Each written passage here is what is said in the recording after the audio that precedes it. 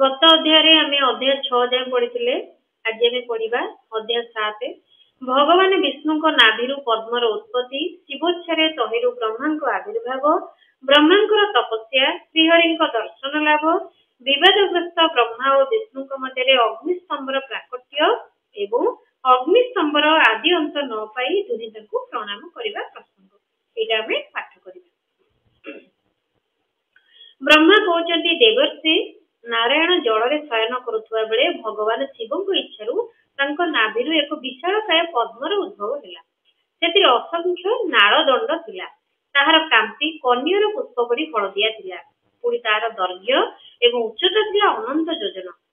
उक्त पद्म कोटिए सूर्य परी जाजुल्यमान हेउथिला। ताहा सुंदर हेबा संगे संगे समस्त तत्व युक्त अत्यंत अद्भुत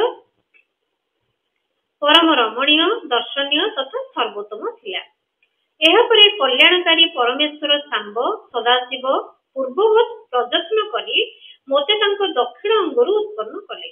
मुने पुणी सेही महेश्वर अविलंबे मोते तांको मायारे मोहित करी नारायण देवंकर नाभि कमल रे पकाई देले। एठी किए कथा कहउचंदी, एठी ब्रह्मा एठी कथा कहउचंदी। एही रूपे उक्त पद्मरु मु हिरण्य गर्भ होई पुत्र रूप रे जन्म हेली। मोर चारोटी मुख हैला, शरीर कांति लाल हैला, मोर मस्तक त्रिपुंड रेखारे अंकित हैला। ए तात शिवंक मायारे मोहित होइतिबारु मोर ज्ञान शक्ति एते दुर्बल थिला जे सेही पद्म छड़ा अन्य काहाकु मो देहर जनक बा पिता बोली जानि नथि।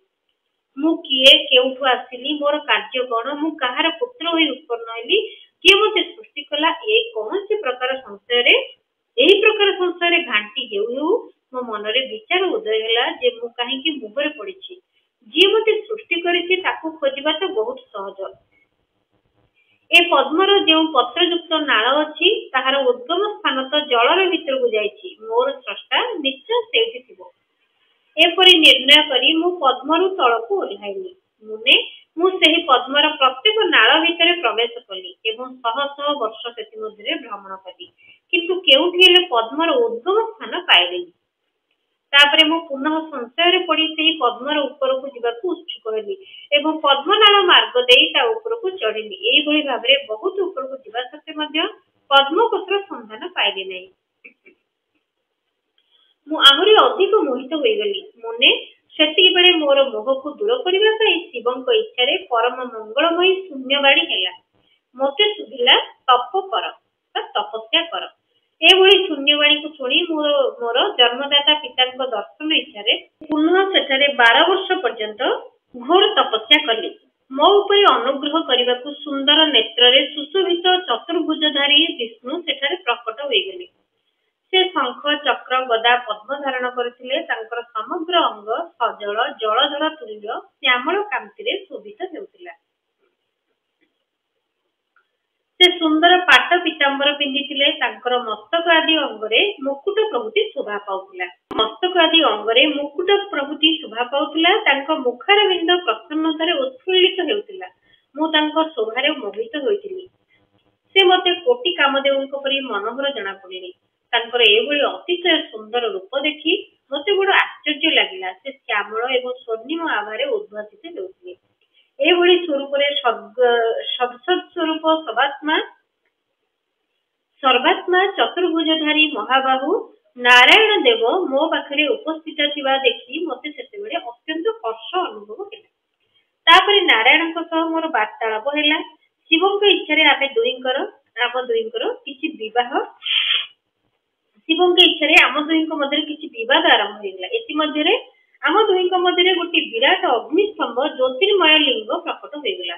मु सेही विष्णु यथाक्रमे सेही अग्निस्तंभर उपरकू एवं तळकू जाई तार आदि अंत खोजिबाकू चेष्टा कली, मात्र आदि अंत उपरकू केही पाइलु नाही।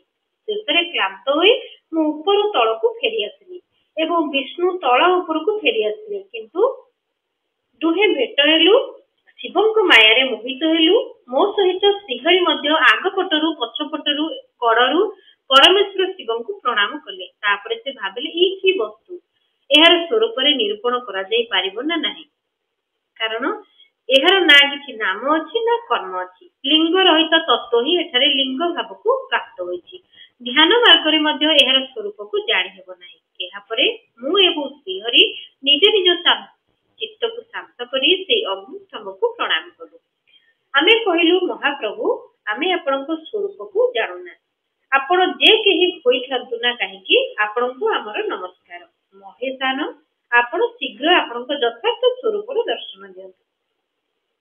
ମୁନିଶ୍ରେଷ୍ଠ, ଅହଙ୍କାରରେ ଆବିଷ୍ଟ ଆମେ ଦୁହେଁ ଏପରି ନମସ୍କାର କରିବାକୁ ଲାଗିଲୁ ଓ ଏଭଳି କରୁ କରୁ ଆମର 100 ବର୍ଷ ବିତିଗଲା।